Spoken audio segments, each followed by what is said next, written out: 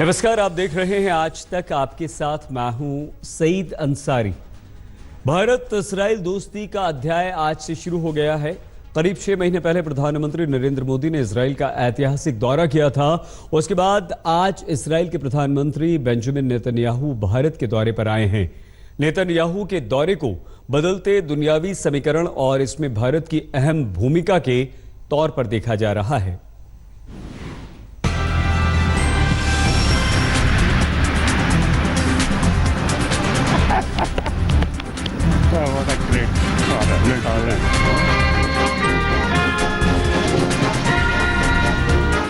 आजादी के बाद पहली बार किसी भारतीय प्रधानमंत्री ने इजराइल की धरती पर कदम रखा था तो ये खबर दुनिया भर की सुर्खियां बनी थी।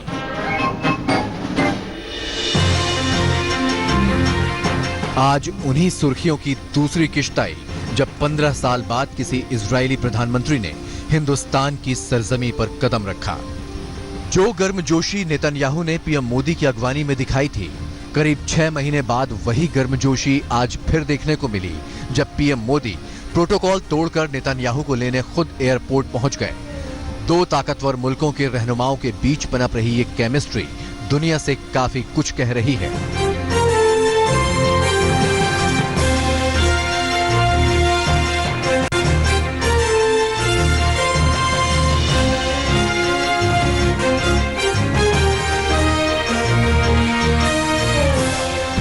Prime Minister Narendra Modi, welcome to Israel.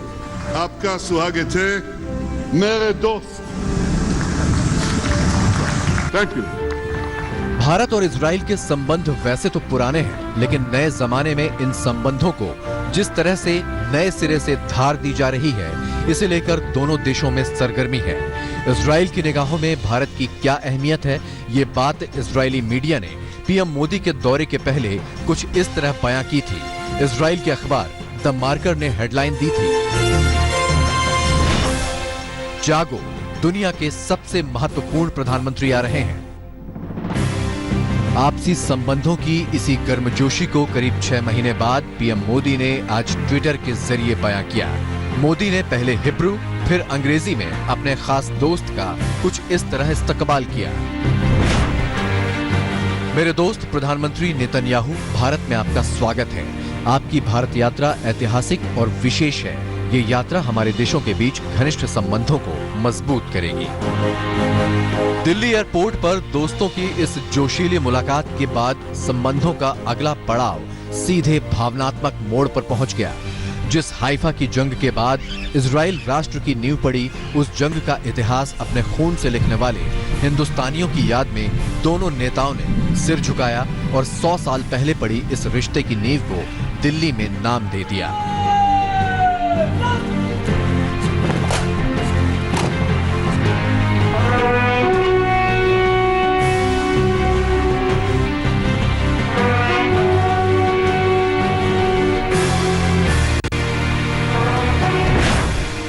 Delhi के 3 मूर्ति चौक का नाम अब 3 मूर्ति हाइफा चौक है। साथ ही 3 मूर्ति मार्ग का नाम अब 3 मूर्ति हाइफा मार्ग कर दिया गया है। हालांकि रिश्तों में आई इस नई गर्माहट के बीच अंतर्राष्ट्रीय कूटनीति का धर्म संकट भी आड़े आ चुका है।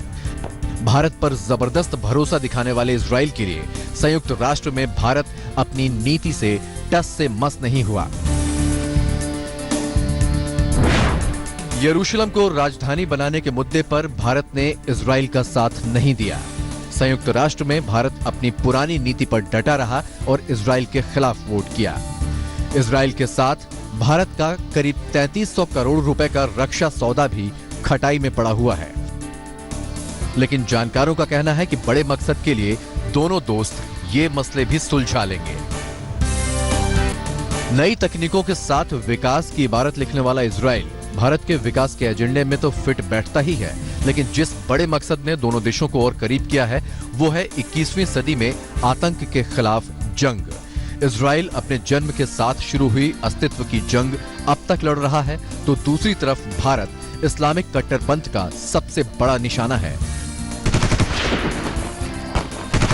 मुंबई के 26/11 हमले में मौत को मात देने वाला इजराइल का मोशे इसी साझा मकसद का सबसे बड़ा इश्तिहार है, जिसे 6 महीने पहले खुद पीएम मोदी इजराइल जाकर नए सिरे से लहरा चुके हैं।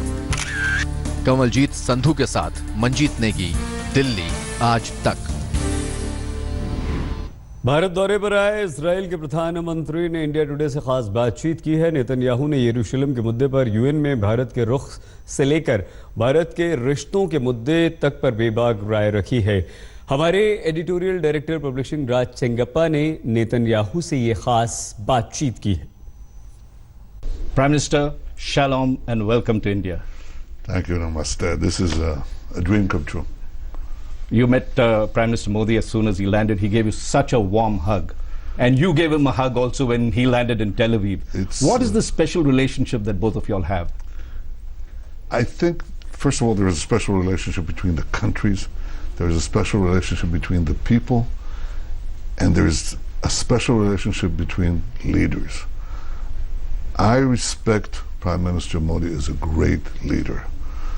I see in him a kindred spirit because he wants to, he's impatient to bring the future to his people and to change the world. And in many ways, I think that our partnership can do a lot of things. I just said to the foreign minister that the partnership between Israel and India is a marriage made in heaven but consecrated on earth. I think this visit will help consecrate it.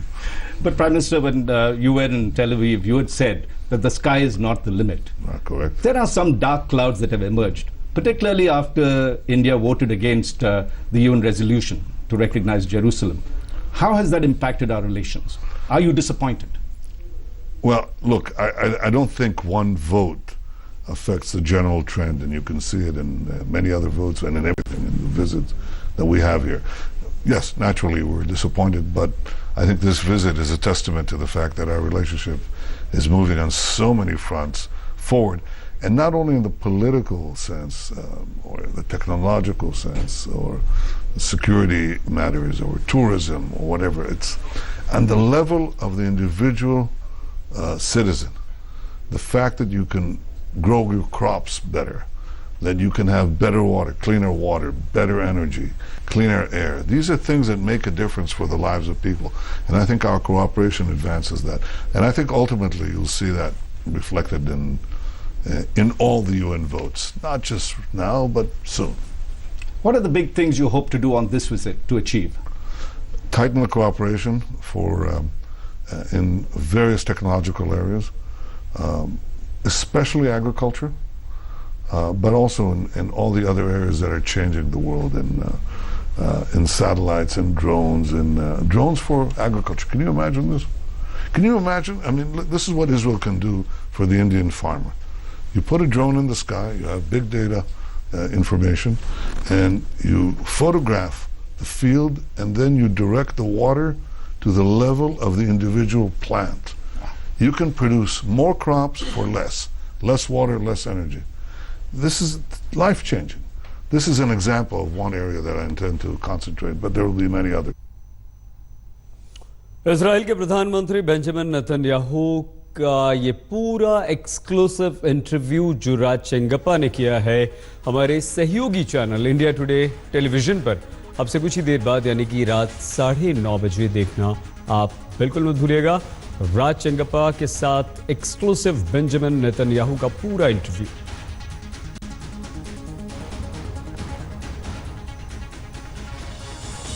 That, you know, this personal touch of the Prime Minister is something which I think has not seen any result.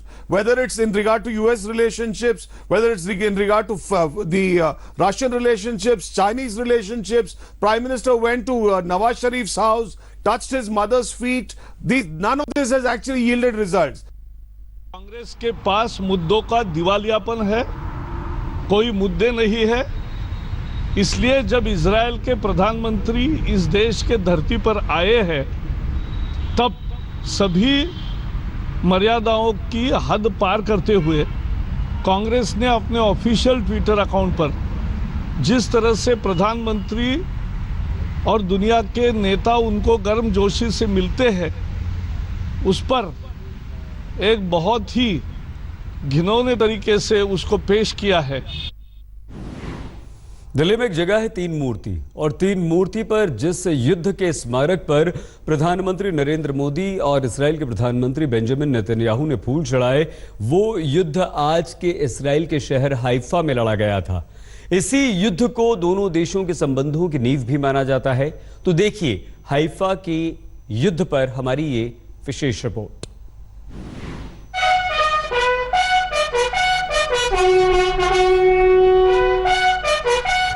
जिस Haifa की जंग ने Israel और हिंदुस्तान के संबंधों की नींव रखी, उसी जंग की याद के सहारे दोनों देश आपसी रिश्तों में नई जान फूंक रहे हैं। जुलाई 2017 में पीएम मोदी ने इजराइल दौरे पर हाइफा के हिंदुस्तानी शहीदों को नमन किया, तो आज भारत दौरे पर आए नेतन्याहू ने दिल्ली में तीन मूर्ति स्मारक पर सिर झुकाकर इजराइल के निर्माण में हिंदुस्तान के योगदान को सलाम किया। इजराइल से संबंधों की 100 साल पुरानी इस अहम कड़ी को आजादी के 70 सालों बाद नाम भी दिया गया। इजराइल के प्रधानमंत्री बेंजामिन नेतन्याहू ने भारत की यात्रा शुरू होने के बाद प्रधानमंत्री नरेंद्र मोदी और बेंजामिन नेतन्याहू ने इस चौक को नया नाम दिया है तीन मूर्ति हाइफा चौक, जो कि प्रथम विश्व युद्ध की याद दिलाता है, जहां पर भारतीय सेना की घुड़सवार रेजिमेंट की 3 यूनिट जोधपुर, उसके अलावा हैदराबाद, उन्होंने प्रथम विश्व युद्ध की लड़ाई में इजराइल के हाइफा शहर को आज़ाद कराया था। और यहाँ पर आज उन शहीदों की याद में 40 से ज़्यादा सैनिक शहीद हुए थे भारत के, उनकी याद में प्रधानमंत्री नरेंद्र मोदी और बेंजामिन नेतन्याहू ने यहाँ पर श्रद्धांजलि अर्पित की। हाइफा की जंग वो जंग थी जिसमें भारतीय सैनिकों ने सिर्फ भाले, तलवारों और घोड़ों के सहारे ही जर्मनी और तुर्की की मशीन गन से लैस सेना को धूल चटा दी थी। घुड़सवारों के बूते जीती गई ये दुनिया की आखिरी जंग थी, जिसका सेहरा बंधा घोड़ों पर सवार हिंदुस्तानी वीरों के सिर। 1918 में प्रथम विश्व युद्ध के दौरान भारतीय जवानों ने ही हाइफा शहर को जर्मन और तुर्की सेना से मुक्त कराया था। तब हाइफा में 402 सालों से तुर्की और जर्मनी का कब्जा था। भारत में अंग्रेजी हुकूमत ने भारत की 3 रियासतों जोधपुर, मैसूर और हैदराबाद के घुड़सवार सैनिकों को हाइफा की आजादी की लड़ाई लड़ने के लिए भेजा था। भारतीय सैनिकों ने 23 सितंबर 1918 को हाइफा शहर को तुर्की और जर्मन सेना से आजाद करवा लिया। हाइफा को आजाद कराने के लिए मेजर दलपत सिंह की जाबाजी की वजह से इतिहास में उन्हें हीरो ऑफ हाइफा के नाम से जाना जाता है। 1918 में लड़े गए हाइफा की आजादी के युद्ध में 44 भारतीय सैनिक शहीद हुए, जिनकी समाधियां हाइफा मेमोरियल में बनी हुई हैं। दिल्ली से मंजीत नेगी के साथ आज तक ब्यूरो। खबरदार में अब हम पाकिस्तान की जंग लगी बेलगाम जुबान पर चढ़े परमाणु बम वाली धमकियों की हवा निकालने वाला पूरा विश्लेषण करेंगे, क्योंकि भारत जब भी पाकिस्तान को सबक सिखाता है या सबक सिखाने की बात करता है तो पाकिस्तान को अपनी नानी के साथ साथ अपने परमाणु हथियार भी याद आने लगते हैं।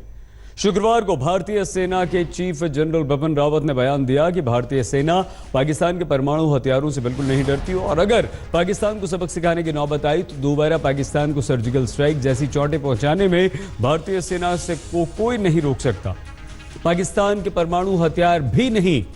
और अब जैसे की पूरी उम्मीद थी, पाकिस्तान ने इसे खुद पर परमाणु हमले की धमकी मान लिया, और इसके जवाब में पाकिस्तान एक बार फिर से अपने परमाणु हथियारों की माउथ पब्लिसिटी यानी कि जुबानी प्रचार में जुट गया।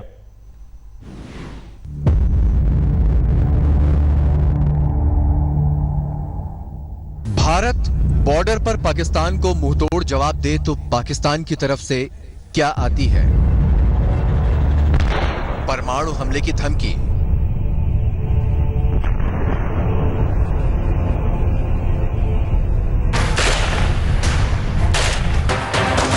भारत पाकिस्तान में घुसकर सर्जिकल स्ट्राइक करे तो पाकिस्तान की तरफ से क्या आता है? परमाणु हमले की धमकी। भारत पाकिस्तान में घुसकर अपने सैनिकों की शहादत का बदला ले तो पाकिस्तान की तरफ से क्या आता है? परमाणु हमले की धमकी।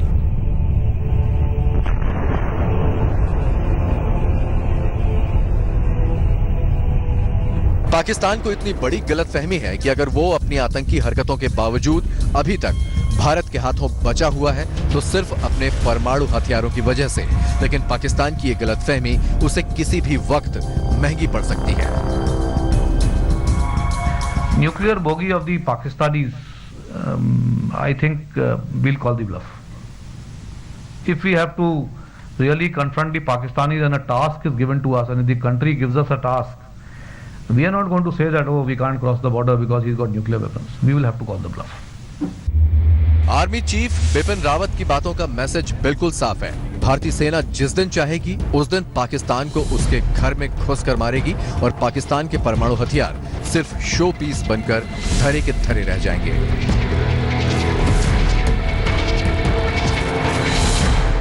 पाकिस्तान जब कुछ और नहीं कर पाता तो भारत को अपने परमाणु हथियारों की धमकी दे देता है। इस बार भी पाकिस्तान भारत की उम्मीदों पर खरा उतरा है। पाकिस्तान के फॉरेन मिनिस्टर ख्वाजा आसिफ ने फौरन ही ट्वीट किया, भारत एटमी हमले के बारे में सोच रहा है और उसके लिए न्योता दे रहा है। अगर वो ऐसा सोच रहे हैं तो हम भी तैयार हैं, उनकी गलतफहमियों को दूर किया जाएगा। अब गलतफहमी किसे है ये भी दिलचस्प है। आर्मी चीफ बिपिन रावत ने कहीं भी ये नहीं कहा कि भारत पाकिस्तान पर परमाणु अटैक करेगा। उन्होंने तो बस इतना ही कहा कि पाकिस्तान के परमाणु हथियार भारतीय सेना को डरा नहीं सकते। इस बात से पाकिस्तान इतना डरा हुआ है कि अपने परमाणु हथियारों की पब्लिसिटी कर रहा है। पाकिस्तानी सेना के बयान में ये डर साफ झलकता है। पाकिस्तान के पास किसी भी खतरे से निपटने के लिए विश्वसनीय परमाणु क्षमता है, लेकिन हमें लगता है कि ये कोई विकल्प नहीं है। भारत को हमारी विश्वसनीय परमाणु हथियार प्रतिरोधक क्षमता रोक रही है, क्योंकि दो परमाणु शक्ति संपन्न देशों के बीच युद्ध की गुंजाइश नहीं है। पाकिस्तान भले ही अपने परमाणु हथियारों की जितनी मर्जी पब्लिसिटी कर ले और जितनी मर्जी कोशिश कर ले, लेकिन ये बात उसे भी पता है कि भारत के सामने उसके परमाणु हथियार हाथी के दांतों की तरह हैं, जो दिखावे के अलावा किसी काम के नहीं। ये ख्वाजा आसिफ जो है ये पहली बार नहीं, इसने इससे पहले भी इस तरह के बयान दिए और इसको मालूम होना चाहिए कि इससे पहले कि ये अपने न्यूक्लियर का इस्तेमाल करेगा भारत उसको ध्वस्त कर देगा। ये जिस वक्त सोचेगा भी या प्लान भी करेगा निकाल के उनको माउंट भी करेगा, उससे पहले भारत उसको ध्वस्त कर देगा। आर्मी चीफ बिपिन रावत ने अगर ये कह दिया कि भारतीय सेना पाकिस्तान के परमाणु हथियारों से नहीं डरती, तो इसे पाकिस्तान ने भारत की परमाणु धमकी समझ लिया, जबकि ये धमकी नहीं बल्कि चेतावनी है, जिसे पाकिस्तान जानबूझकर नजरअंदाज कर रहा है और पाकिस्तान का ये अंदाज ही उसे किसी दिन मरवा के छोड़ेगा। आज तक ब्यूरो। इंडियन आर्मी चीफ ने पाकिस्तान को अपने परमाणु हथियारों पर ज्यादा न इतराने की हिदायत क्या दी। पाकिस्तान ने एक बार फिर अपनी जंग लगी जुबान से परमाणु हथियारों की रट लगानी शुरू कर दी है। वैसे ये कोई पहली बार नहीं हुआ है। पाकिस्तान छोटी छोटी बातों पर भारत को परमाणु हमले की धमकी देता रहा है। पाकिस्तान को ऐसी धमकियां देने की ताकत जिससे मिलती है वो हैं न्यूक्लियर टेक्निकल वेपन्स, यानी कि सामरिक परमाणु हथियार। साल 2016 में जब पाकिस्तान के मौजूदा विदेश मंत्री पाकिस्तान के रक्षा मंत्री हुआ करते थे, तब उन्होंने पाकिस्तान के टैक्टिकल न्यूक्लियर वेपन्स को भारत के खिलाफ इस्तेमाल करने की धमकी दी थी। ऐसे में आज एक बार फिर मौका है कि हम पाकिस्तान को उसकी हैसियत याद दिला दें, जिसे पाकिस्तान बार बार भूल जाता है। लेकिन पहले आइए आपको सरल शब्दों में हम ये समझा देते हैं कि टैक्टिकल न्यूक्लियर वेपन्स यानी कि सामरिक परमाणु हथियार होते क्या हैं, जिन पर पाकिस्तान इतना उछल रहा है, इतना इतरा रहा है। सामरिक परमाणु हथियार वो न्यूक्लियर हथियार होते हैं जिनसे होने वाले नुकसान का दायरा सीमित होता है और इनका इस्तेमाल युद्ध क्षेत्र में किया जा सकता है। सामरिक परमाणु हथियारों को जमीन पर मार करने वाली ऐसी मिसाइलों से दागा जा सकता है जिनकी रेंज यानी कि दायरा 100 किलोमीटर से कम होता है। सामरिक परमाणु हथियारों से हमला करने के लिए लैंडमाइंस, तोप, टॉर्पीडो का इस्तेमाल भी किया जा सकता है। जैसा कि आप यहां पर देख पा रहे हैं, हम आपको यहां दिखा भी रहे हैं। तो सामरिक परमाणु हथियारों का सबसे बड़ा फायदा यह होता है कि इन्हें कहीं भी आसानी से लाया ले जाया जा सकता है। सामरिक परमाणु हथियारों का इस्तेमाल युद्ध की स्थिति में दुश्मन की सेना के ठिकानों, इमारतों पर हमलों के लिए किया जा सकता है। मतलब यह हुआ कि सामरिक परमाणु हथियार को आप रणनीतिक हथियार, परमाणु हथियारों का मिनी वर्जन्स भी कह सकते हैं, क्योंकि सामरिक परमाणु हथियार का वजन 0.3 किलो टन तक होता है, जबकि रणनीतिक परमाणु 100 किलो टन तक के हो सकते हैं। सामरिक परमाणु हथियार से हमले में प्रभावित लोगों की तादाद 25 से 100 होती है। लेकिन यहां पर जरा गौर कीजिएगा, ध्यान इस बात पर दीजिएगा कि रणनीतिक परमाणु हथियार के हमले से प्रभावित लोगों की तादाद 1 लाख से 10 लाख तक हो सकती है। जो 100 किलो का होता है 1 लाख से 10 लाख तक इनकी तादाद हो सकती है। सामरिक परमाणु हमले का दायरा युद्ध क्षेत्र तक सीमित होता है, जबकि रणनीतिक परमाणु हथियार पूरे के पूरे एक अच्छे खासे बड़े शहर को बर्बाद करने की ताकत रखते हैं। सामरिक परमाणु हथियारों को छोटी दूरी की मिसाइलों और टैंक्स से दागा जा सकता है, जबकि रणनीतिक परमाणु हथियारों को चलाने के लिए लंबी दूरी की मिसाइलें इस्तेमाल की जाती हैं। सामरिक परमाणु हथियार का कंट्रोल युद्ध के दौरान सेना के अधिकारियों के पास होता है, जो सेना के अधिकारी युद्ध लड़ रहे हैं, जबकि रणनीतिक परमाणु हथियार किसी देश के आर्मी हेडक्वार्टर्स में ही होते हैं। तो भारत के पास सामरिक परमाणु हथियारों की ताकत नहीं है, लेकिन पाकिस्तान ने सामरिक परमाणु हथियारों का एक बड़ा जखीरा इकट्ठा कर लिया है और अब पाकिस्तान इसी की धौंस देकर भारत को धमकाने की कोशिश कर रहा है। लेकिन जानकार ये कहते हैं कि पाकिस्तान की इन धमकियों पर हमें रत्ती भर भी ध्यान देने की जरूरत नहीं है। हमें बिल्कुल नहीं डरना है। क्यों नहीं डरना है, क्यों नहीं ध्यान देना है, यह आपको हमारी इस रिपोर्ट में बहुत अच्छी तरह से समझ में आ जाएगा, क्योंकि पाकिस्तान हमारे सामने कहीं नहीं ठहरता। या टैक्टिकल वेपन्स जो है, जो हमने ये प्रोग्राम डेवलप किया हुआ है, ये अपनी हिफाजत के लिए डेवलप किया हुआ है, अपनी सलामती की हिफाजत अल्लाह ताला के बाद जो है, ये जो है ये हमने डिवाइसेस जो है जस्ट एज शो पीसेस तो नहीं रखे हुए। ये हैं पाकिस्तान के रक्षा मंत्री ख्वाजा आसिफ, जो हिंदुस्तान के खिलाफ न्यूक्लियर वॉर की नापाक नीति का खुलासा कर रहे हैं। लेकिन अगर हमारी सलामती को खतरा हुआ तो हम नेस्तो नाबूद कर देंगे उनको उनकी नस्लें याद रखेंगी। हम इस तरह रिएक्ट करेंगे विद फुल फोर्स, वो हम पूरी तरह इस्तेमाल करेंगे इंशाल्लाह। पाकिस्तान के रक्षा मंत्री इसलिए भी ज्यादा उछल रहे हैं क्योंकि टैक्टिकल न्यूक्लियर वेपन्स दुनिया के सिर्फ 3 देशों के पास है, अमेरिका, रूस और तीसरा पाकिस्तान। पाकिस्तान हर साल 10 से 12 टैक्टिकल न्यूक्लियर वेपन्स बना रहा है, जिसकी वजह है डर।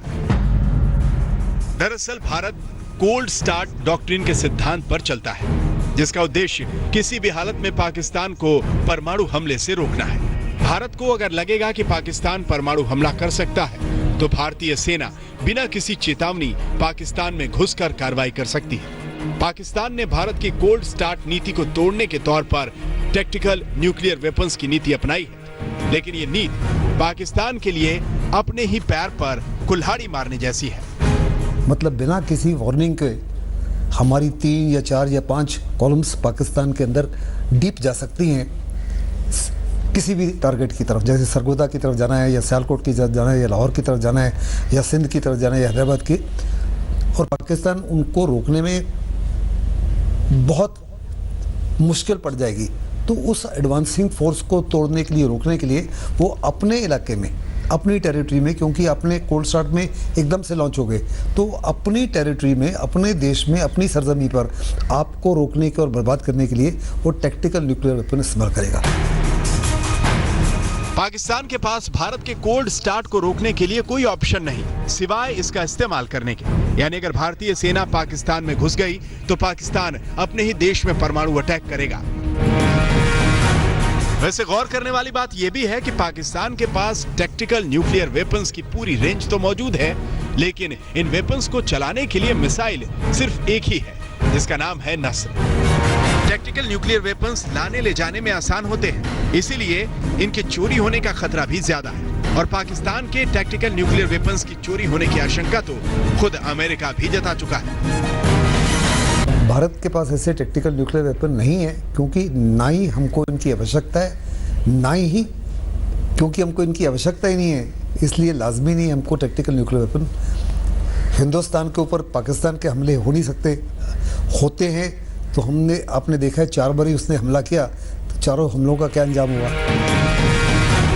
पाकिस्तान कभी भी भारत के साथ परमाणु युद्ध वाला पंगा लेने की हिमाकत नहीं कर सकता, क्योंकि अगर परमाणु युद्ध हुआ तो दुनिया के नक्शे से उसका नामो निशान मिट सकता है। ये बात खुद पाकिस्तान भी जानता है कि अगर हिंदुस्तान और पाकिस्तान के दरमियान एक लिमिटेड वॉर भी हो जाए, फुल फ्लेज्ड न्यूक्लियर वॉर नहीं, लिमिटेड वॉर भी हो जाए, जिसमें 2-3 वो फेंक दें, 2-3 आप फेंक दें, इसके साथ जो इसके नताइज होंगे वो इतने खतरनाक होंगे कि आप इमेजिन भी नहीं कर सकते।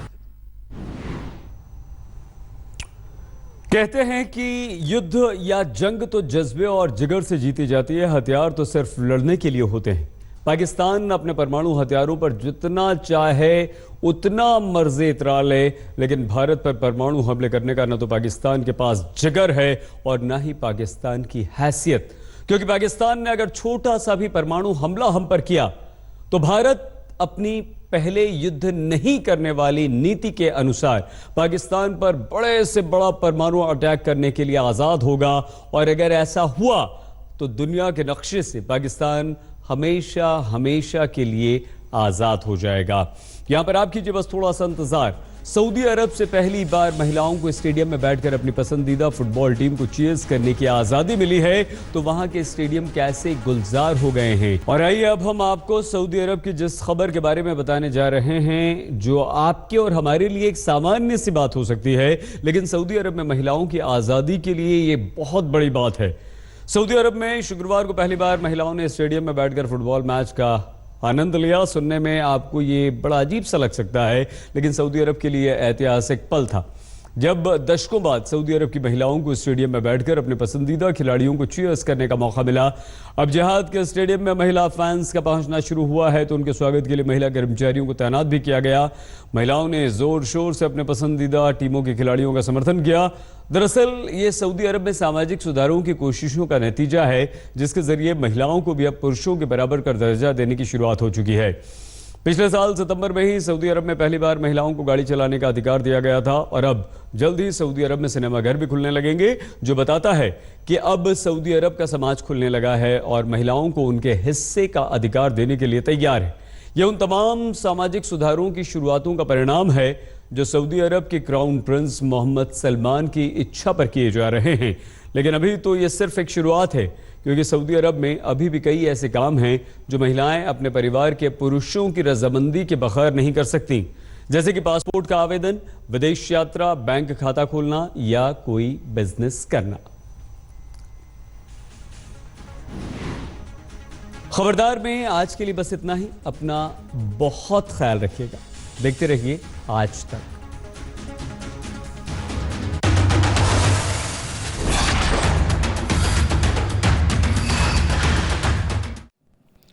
लेटेस्ट खबरों के लिए यूं ही देखते रहिए आज तक, और इस वीडियो के पसंद आने पर लाइक, शेयर एंड सब्सक्राइब करना ना भूलें।